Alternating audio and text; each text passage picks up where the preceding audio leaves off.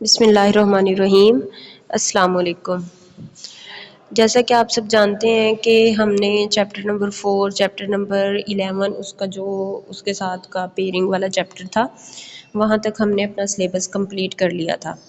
تو آج ہم چیپٹر نمبر 5 سٹارٹ کریں گے اور اس کے ساتھ جو چیپٹر ہے وہ ہمارا چیپٹر نمبر 12 ہے۔ پہلے ہم چیپٹر 5 پڑھیں گے اور انشاءاللہ اس کے بعد ہم چیپٹر 12 اپنا سٹارٹ کر لیں گے، ٹھیک ہے۔ جو ہمارا چیپٹر نمبر 5 ہے اس کا ٹائٹل ہے بین الاقوامی تجارت یعنی کہ انٹرنیشنل ٹریڈ۔ انٹرنیشنل ٹریڈ جیسے کہ اس کے نام سے ہی ظاہر ہے کہ یہ بین الاقوامی ہے، مطلب مختلف ممالک کے درمیان میں یہ تجارت ہے۔ تجارت کا میننگ بھی آپ کو پتہ ہے کہ چیزوں کا لین دین ہوتا ہے، اشیاء کی خرید و فروخت ہوتی ہے۔ تو یہاں پر ہمارے پاس بین الاقوامی تجارت کے لیے دو چیزیں آ جاتی ہیں، ایک تو ہمارے پاس ملکی تجارت ہوتی ہے اور دوسری ہمارے پاس بین الاقوامی تجارت ہوتی ہے۔ ملکی تجارت کے بھی نام سے ہی ظاہر ہو رہا ہے کہ اگر تجارت جو ہے وہ مختلف ملک کے اندر ہی مختلف علاقوں کے درمیان ہوگی، یعنی ایک علاقے سے دوسرے علاقے کے چیزیں جو ہیں وہ خریدی جائیں گی یا فروخت کی جائیں گی، یا ملک کے اندر ہی افراد جو ہیں وہ اپنی چیزوں کی خرید و فروخت کریں گے تو اس کو ملکی تجارت کہیں گے۔ جیسے کہ اگر لاہور کے تاجر جو ہیں وہ کراچی سے سامان کو خرید کر لے آئیں، یا کوئی یہاں حاصل پور کے رہنے والے لوگ جو ہیں وہ لاہور سے جا کر اپنا سامان خرید کر لے آئیں تو اسے ہم ملکی تجارت کہیں گے۔ اس کے بعد دوسری طرف ہمارے پاس بین الاقوامی تجارت آ جاتی ہے۔ بین الاقوامی تجارت کے نام سے ہی ہمیں لگ رہا ہے کہ یہ مختلف ممالک کے درمیان میں تجارت ہے۔ اگر ایک ملک کے افراد دوسرے ملک سے اگر اپنی چیزیں خریدیں گے، فروخت کریں گے، ان کا لین دین کریں گے اور اپنی ضرورت کی چیزیں جو ہیں وہ دوسرے ممالک سے منگوائیں گے، اپنی ضرورت سے ایکسٹرا چیزیں جو ہیں وہ دوسرے ممالک کو فروخت کر دیں گے تو اس کو بین الاقوامی تجارت کا نام دیا جائے گا۔ مثلا جیسے پاکستان جو ہے وہ کپڑا پروڈیوس کرتا ہے، کپاس کی پروڈکشن اس کے پاس زیادہ ہوتی ہے، چاول پروڈیوس کرتا ہے، تو یہ چیزیں جو اس کی ضرورت سے وافر مقدار میں ہوتی ہیں وہ ان کو دوسرے ممالک کو بیچ دیتا ہے۔ اسی طرح اس کے پاس مشینیں نہیں ہوتی، اس کے پاس دوائیاں نہیں ہوتی، اس کے پاس کاریں نہیں ہوتی، بڑی بڑی اور بھی جو سرمایے کی چیزیں ہوتی ہیں وہ پاکستان کے پاس اویلیبل نہیں ہوتی، تو ان چیزوں کو وہ دوسرے ممالک سے اپنی ضرورت کے مطابق منگوا لیتا ہے، ٹھیک ہے۔ اب یہ چیزوں کا بیچنا اور منگوانا یہ کیا ہوتا ہے، یہ بھی دو الگ کنسیپٹ ہیں، درآمدات اور برآمدات۔ اگر کوئی ملک اپنی ضرورت کی جتنی بھی اس کی چیزیں ہیں وہ دوسرے ممالک سے منگوائے گا تو اس کو درآمدات یا پھر امپورٹس کہا جاتا ہے۔ جیسے پاکستان جو ہے وہ اپنی ضرورت کی چیزیں، جیسے اگر اس کے پاس ادویات نہیں ہیں، اس کے پاس بڑی مشینیں نہیں ہیں جو کارخانوں میں استعمال ہو رہی ہیں، اس کے پاس سرجیکل انسٹرومنٹس نہیں ہیں، اگر اس کے پاس کوئی کاریں نہیں ہیں یا اس طرح کی بڑی جتنی بھی وہیکلز ہیں وہ خود پاکستان پروڈیوس نہیں کر رہا بلکہ باہر کے ممالک سے منگوا رہا ہے، تو اس طرح کی جتنی بھی چیزیں جو اس کی ضرورت کی ہیں لیکن وہ خود پروڈیوس نہیں کر رہا اور وہ باہر کے ممالک سے منگوا رہا ہے، تو وہ ساری کی ساری چیزیں جس میں پیٹرول اور باقی اس طرح کے ڈیزل اور اس طرح کی تمام چیزیں شامل ہیں،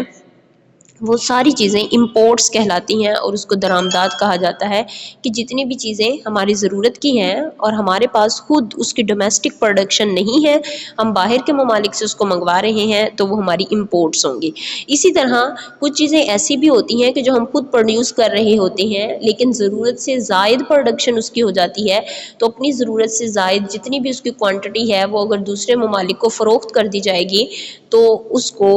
ایکسپورٹس کہا جائے گا یا پھر برآمدات کہا جائے گا۔ اچھا، اب جو ہماری ایکسپورٹس ہوتی ہیں وہ چونکہ ہم دوسرے ممالک کو فروخت کر رہے ہوتے ہیں، اپنی چیز دوسرے ممالک کو بیچ رہے ہوتے ہیں، تو اس کے بدلے میں ہم وہاں سے زر مبادلہ حاصل کر رہے ہوتے ہیں۔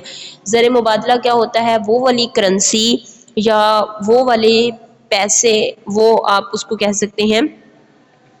وہ منی آپ اس کو کہہ سکتے ہیں کہ جو ہم اپنی چیز دوسرے ممالک کو فروخت کرنے کے بدلے میں حاصل کریں گے اس کو زر مبادلہ کہیں گے۔ تو ایکسپورٹس کے بدلے میں ہم زر مبادلہ حاصل کر رہے ہوتے ہیں، یعنی منی، ڈالرز، یورو، ریال، جتنی بھی انٹرنیشنل کرنسیز ہیں، موسٹلی یا کامنلی یوزڈ کرنسی جو ہے وہ ڈالر ہے، تو ایکسپورٹس کے بدلے میں ہم ڈالر کما رہے ہوتے ہیں اور امپورٹس کے بدلے میں ہم ڈالر خرچ کر رہے ہوتے ہیں۔ ہم چونکہ امپورٹس وہ چیزیں ہیں جو ہم باہر کے ممالک سے خرید رہے ہیں اور جو چیز ہم خریدتے ہیں اس کے بدلے میں ہمیں کچھ نہ کچھ ادا کرنا پڑتا ہے، تو جو ہماری ادائیگیاں ہیں وہ زر مبادلہ کی ادائیگیاں یا زر مبادلہ کا خرچ کہلاتی ہیں، ٹھیک ہے۔ تو اس لیے بین الاقوامی تجارت میں جب ہم چیزوں کو ایکسپورٹ کرتے ہیں یا امپورٹ کرتے ہیں تو وہاں سے ہم زر مبادلہ یا تو کما رہے ہوتے ہیں یا پھر اس کے بدلے میں ہم زر مبادلہ خرچ کر رہے ہوتے ہیں.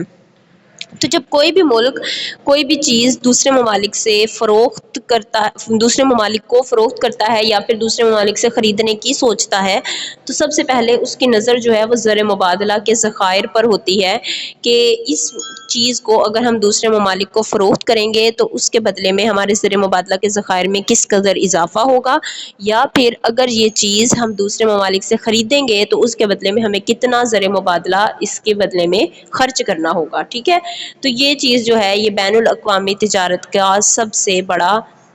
جو ہے وہ فائدہ بھی ہے اور نقصان بھی ہے، ڈرا بیک بھی ہے کہ ہمیں سم ٹائمز ایسا ہوتا ہے کہ بہت زیادہ زر مبادلہ بین الاقوامی تجارت کے بدلے میں خرچ کرنا پڑ جاتا ہے، یا پھر اس طرح سے بھی ہوتا ہے کہ ہم بہت زیادہ زر مبادلہ بین الاقوامی تجارت سے کما لیتے ہیں. ٹھیک ہے، تو بین الاقوامی تجارت اصل میں اپنی ضروریات کو پوری کرنے کے ساتھ ساتھ زر مبادلہ کے حصول یا پھر زر مبادلہ کے خرچ کا بھی ذریعہ بنتی ہے. ٹھیک ہے، یہ تو ہو گیا جی سمپل بین الاقوامی تجارت کا انٹروڈکشن. اب ہم نے یہ دیکھنا ہے کہ یہ جو ملکی تجارت ہے یہاں اور بین الاقوامی تجارت کے درمیان میں کیا ڈفرینسز ہوتے ہیں، کیوں لوگ جو ہیں وہ ملکی تجارت کی بجائے بین الاقوامی تجارت کو پریفر کر رہے ہوتے ہیں، یا پھر اس کے علاوہ ہم یہ دیکھیں گے کہ ان دونوں کے درمیان ڈفرینس کیا کیا ہے. جیسے کہ اس میں سب سے پہلے ہمارے پاس یہ ہے کہ محنت اور سرمائے کی نقل پذیری ہے. اب ان دونوں کی ڈیفینیشنز تو آپ کو بتا دیں کہ ملکی تجارت ملک کے اندر ہی چیزوں کی خرید و فروخت ہے اور بین الاقوامی تجارت ایک ملک سے دوسرے ملک کے درمیان ہے. تو ان دونوں کا جو سب سے پہلا اور مین ڈفرینس ہے وہ ہے محنت اور سرمائے کی نقل پذیری. اب یہاں پر آپ کو سب سے پہلے جو لازم و ملزوم چیز ہے وہ کیا ہے، محنت کی ڈیفینیشن اور سرمائے کی ڈیفینیشن. اب محنت کیا ہوتی ہے، وہ انسانی ذہنی اور جسمانی کاوش جس کے بدلے میں آپ کوئی بھی مادی معاوضہ حاصل کریں گے وہ آپ کی محنت کہلائے گی. ٹھیک ہے، اب محنت صرف یہ نہیں ہے کہ جی آپ اپنا کتاب سے سبق یاد کر رہے ہیں تو یہ محنت ہے، یہ محنت نہیں ہے. محنت کیا ہے، وہ انسانی کاوش جس کے بدلے میں آپ کو کوئی مادی معاوضہ ملے گا وہ آپ کی محنت کہلائے گی. اب آپ اگر سارا دن اب چھٹیاں ہیں اور گھر پر آپ اپنا گھر کا کام کر رہے ہیں تو یہ صبح سے لے کر بے شک شام تک کر رہے ہیں، آپ کپڑے دھو رہے ہیں، برتن دھو رہے ہیں، گھر کی صفائی کر رہے ہیں، گھر کے کام کاج جتنے بھی کر رہے ہیں، تو چونکہ ان سب کاموں کے بدلے میں آپ کو معاوضہ حاصل نہیں ہو رہا اس لیے وہ محنت نہیں کہلائیں گے. اس کے علاوہ جیسے کہ اب جانور ہیں، جیسے گدھا ہے، گھوڑا ہے، وہ صبح سے شام تک اپنے مالک کے ساتھ کام کر رہے ہیں، سامان کو ادھر سے ادھر کر رہے ہیں، نو ڈاؤٹ وہ جانور ہیں اس کے باوجود وہ بھی تھک رہے ہیں، تو ان کا وہ کام بھی محنت نہیں ہے. کیوں؟ کیونکہ وہ جانور ہیں، وہ انسان نہیں ہے. تو اکنامکس کے دائرہ کار میں محنت کی ڈیفینیشن کیا ہے کہ وہ انسانی کاوش، وہ ذہنی بھی ہو سکتی ہے، وہ جسمانی بھی ہو سکتی ہے، جس کے بدلے میں انسان کو کوئی مادی معاوضہ ملے. وہ معاوضہ جو ہے وہ منی کی صورت میں ہو، وہ معاوضہ جو ہے وہ کسی بھی قابل فروخت چیز کی صورت میں ہو، تو اس معاوضے کو استعمال کرے انسان اپنی ضرورت کے لیے اس کو استعمال کر سکے تو وہ کام جو ہوگا وہ محنت کہلائے گا. تو محنت جو ہے وہ لیبر کو کہا جاتا ہے، مزدور کو کہا جاتا ہے. یہ ہمارا ایک فیکٹر آف پروڈکشن ہے جو کہ ہم کسی بھی چیز کی پروڈکشن میں استعمال کرتے ہیں اور اس کے بغیر کوئی بھی ہمارا پروڈکشن کا پروسیس کمپلیٹ نہیں ہو سکتا ہے. ٹھیک ہے، دوسرا فیکٹر آف پروڈکشن ہمارے پاس جو اس ٹاپک اس پوائنٹ میں ڈسکس ہے وہ ہے کیپٹل یا پھر سرمایہ. سرمایہ کی ڈیفینیشن کیا ہوتی ہے، دولت کا وہ حصہ جو مزید آمدنی پیدا کرنے کے لیے استعمال کیا جاتا ہے اس کو سرمایہ کہا جاتا ہے. اب یہاں پر ایک اور چیز آ گئی کہ دولت کیا ہے. دولت کیا ہے، وہ والی ہماری اشیاء اور خدمات ہیں جو کسی بھی ملک کے اندر پروڈیوس ہو رہی ہیں اور ان کو ہم اپنے فائدے کے لیے استعمال کر رہے ہیں، یا سمپل ہم یہ کہہ سکتے ہیں کسی بھی ملک کی جو پروڈکشن ہے وہ چاہے اشیاء ہے یا خدمات ہیں وہ دولت کہلائیں گی. ٹھیک ہے، تو دولت کا وہ حصہ جہاں سے آمدنی حاصل کی جائے گی وہ ہمارا سرمایہ کہلائے گا۔ آگے اگلی چیز ہے اس کے اندر نقل پذیری۔ نقل پذیری کا کیا مطلب ہوگا؟ ایک جگہ سے دوسری جگہ اس کی موومنٹ، کہ جو محنت ہے اور سرمایہ ہے اس کی نقل پذیری ملکی تجارت کے اندر آسان ہوتی ہے۔ آپ یہاں سے کوئی بھی مزدور جو ہے وہ حاصل پور سے اس کو پکڑیں، بس پر بٹھائیں، لاہور لے جا سکتے ہیں، کراچی لے جا سکتے ہیں، اسلام آباد لے جا سکتے ہیں، جہاں اس کو اس کی پسند کا اپنے مطابق کام مل رہا ہوگا وہ بس والے کو کرایہ دے گا اور آسانی سے ایک جگہ سے دوسری جگہ منتقل ہو سکتا ہے اور اپنی مرضی کا کام کر سکتا ہے۔ اسی طرح سے مشینوں کا حال ہے، اسی طرح سے سرمایہ ہے۔ کوئی بھی شخص یہاں سے ٹریکٹر اپنا چشتیاں لے کر جانا چاہتا ہے، بہاول نگر لے کر جانا چاہتا ہے، وہ آسانی سے اپنے ٹریکٹر کو یا جو بھی اس کی مشینری ہے اس کو آسانی سے ایک جگہ سے دوسری جگہ منتقل کر سکتا ہے، ٹھیک ہے۔ اس پر کوئی پابندی عائد نہیں ہوتی، اس پر کسی بھی طرح کا کوئی ریسٹرکشن نہیں ہوتی، کوئی حکومت کی طرف سے اس نے کوئی لیگل پروسیجر نہیں کروانا ہوتا۔ آرام سے جب اس کا جی چاہے گا، چاہے وہ مزدور ہے چاہے وہ سرمایہ ہے، سرمایے کی موومنٹ جو ہے وہ اس کے آجر پر ڈیپینڈ کرتی ہے کہ وہ جب چاہے گا اس کو آرام سے ایک جگہ سے دوسری جگہ جہاں بھی چاہے منتقل کر سکتا ہے۔ وہ اس نے دیکھنا کیا ہے کہ جو میں نے پروڈکشن کرنی ہے اس کی کوالٹی، اس کا معیار ٹھیک رہے، اور اس کے علاوہ جو میری کاسٹ آف پروڈکشن ہے وہ کم رہنی چاہیے، ٹھیک ہے۔ تو اس کے علاوہ اگر ہم بات کریں بین الاقوامی تجارت کی، تو بین الاقوامی تجارت میں چاہے وہ مزدور ہوں یا سرمایہ ہوں، ان کو ایک جگہ سے دوسری جگہ منتقل کرنا انتہائی مشکل کام ہوتا ہے کہ اب یہاں سے پاکستان سے مشینوں کو اٹھا کر اگر باہر کے ممالک میں لے کر جانا ہے تو اس کے لیے ایک باقاعدہ طور پر پروسیجر ہوگا، اس کو فالو کرنا ہوگا، اس کے کسٹم ڈیوٹیز پے کرنی ہوں گی، اس کے ٹیکسز ہوں گے، وہ سارے کے سارے لیگل پروسیجر جو ہے اس کو فالو کرنے کے بعد آپ چیزوں کو ایک جگہ سے دوسری جگہ یعنی ایک ملک سے دوسرے ملک میں منتقل کر سکتے ہیں۔ یہی حال مزدوروں کا بھی ہے کہ اگر کوئی پاکستان کا رہائشی جا کر دبئی میں، لاہور میں، امریکہ میں، کینیڈا میں کسی بھی جگہ جا کر کام کرنا چاہتا ہے تو اس کے لیے اس کو ویزا اینڈ ادر جتنی بھی لیگل پروسیجرز ہیں ان کو فالو کر کے ہی اس کو جانا ہوگا، ٹھیک ہے، سمجھ آ گئی۔ تو اس لیے ملکی تجارت کے اندر محنت اور سرمایہ کی نقل پذیری آسان ہے، لیکن بین الاقوامی تجارت میں محنت اور سرمایہ جو ہے وہ آسانی سے ایک جگہ سے دوسری جگہ منتقل نہیں ہو سکتا۔ آگے ہے جی کرنسی کا فرق۔ ملکی تجارت میں کرنسی کا کوئی ڈیفرنس نہیں ہوتا، لاہور میں بھی وہی کرنسی ہے، کراچی میں بھی وہی کرنسی ہے، سیالکوٹ میں بھی وہی کرنسی ہے، فیصل آباد میں بھی وہی کرنسی ہے، گوجرانوالا میں بھی وہی کرنسی ہے، حاصل پور میں بھی وہی کرنسی ہے، سیم کرنسی ہے۔ لیکن اگر ہم بات کریں بین الاقوامی تجارت کی تو وہاں پر کسی ملک کی کرنسی ڈالر ہوگی، کہیں پر پاؤنڈ ہوگی، کہیں پر یورو ہوگی، کہیں پر ریال ہوگی،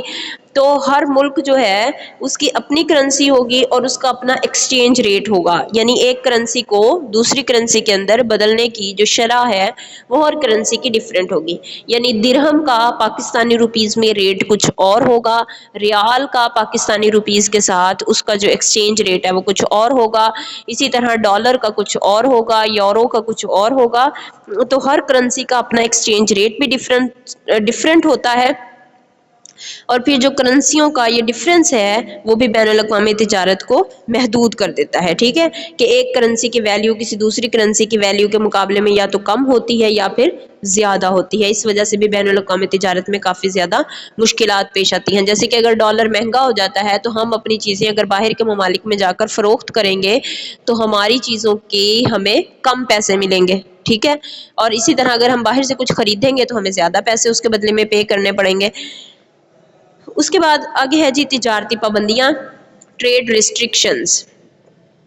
جیسے ہم نے پہلے بات کی کہ اگر ملکی تجارت ہے تو اس میں تو آزادی ہے، آپ یہاں سے اٹھیں ملک کے کسی بھی شہر کے اندر چلے جائیں، کوئی سا بھی اپنا سامان اٹھائیں ملک کے کسی بھی شہر میں منتقل کر دیں، کوئی کارخانہ جہاں لگانا چاہیں لگا سکتے ہیں، کسی بھی قسم کی کوئی بھی پابندی عائد نہیں ہوتی۔ یہاں سے اپنی کوئی فصل اٹھائیں جا کر کراچی فروخت کر دیں، لاہور فروخت کر دیں، اپنے مال مویشی اٹھائیں ٹرکوں میں بھریں، عید کا سیزن ہو، قربانی کا، جو بڑے شہر ہیں جہاں پر آپ کو لگ رہا ہے ریٹس زیادہ ہیں وہاں جا کر اپنا سامان، اپنے مال مویشی جو ہیں ان کو فروخت کر دیں، کسی بھی قسم کی کوئی بھی نقل و حمل پر کوئی پابندی عائد نہیں ہوتی۔ لیکن جو بین الاقوامی تجارت ہے وہاں پر بہت سی پابندیاں عائد ہوتی ہیں۔ سم ٹائمز ایسا ہوتا ہے کہ اشیاء کی امپورٹ پر بہت زیادہ ٹیکسز عائد کر دیے جاتے ہیں کہ وہ چیزیں جو ہیں وہ ہمارے ملک میں مہنگی ہو جائیں تاکہ ہمارے ملک کے اندر ان چیزوں کی جو ڈیمانڈ ہے وہ کم ہو جائے.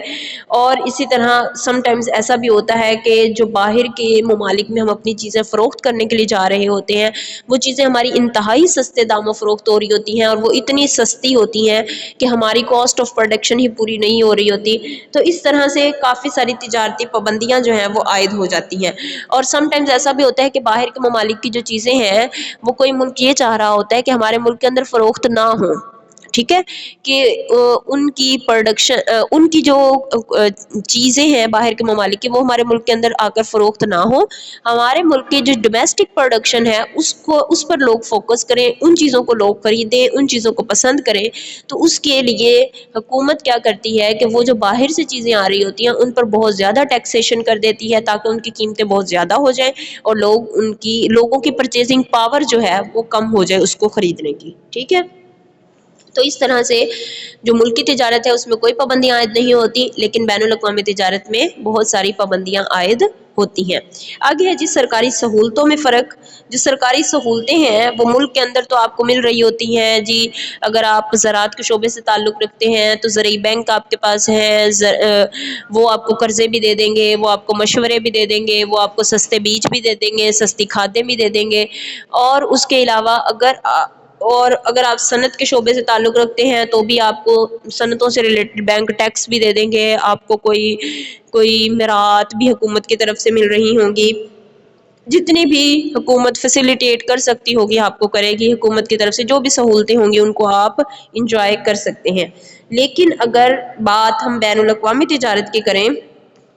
تو بین الاقوامی تجارت میں ہو سکتا ہے کہ دوسرے ممالک کے اندر آپ کو وہ سہولتیں میسر نہ ہو اور آپ کی پروڈکشن پر ہو سکتا ہے کہ اس کا بہت زیادہ اثر پڑے. آگے ہے جی ٹریڈ ایگریمنٹس یا پھر تجارتی معاہدے. ملکی تجارت میں کسی بھی قسم کے معاہدوں کی عام طور پر ضرورت نہیں ہوتی, ایگریمنٹس کی ضرورت نہیں ہوتی کہ اب کوئی ایک تاجر یہاں حاصل پور کا رہنے والا ہے, وہ لاہور سے سامان خریدنے گیا ہے, وہ وہاں جائے گا آرام سے جا کر اپنا سامان خریدے گا, بل کروائے گا اور واپس لے کر آ جائے گا. تو اس کے لیے اس کو کسی بھی طرح کی کوئی لیگل ایگریمنٹ کی ضرورت نہیں ہے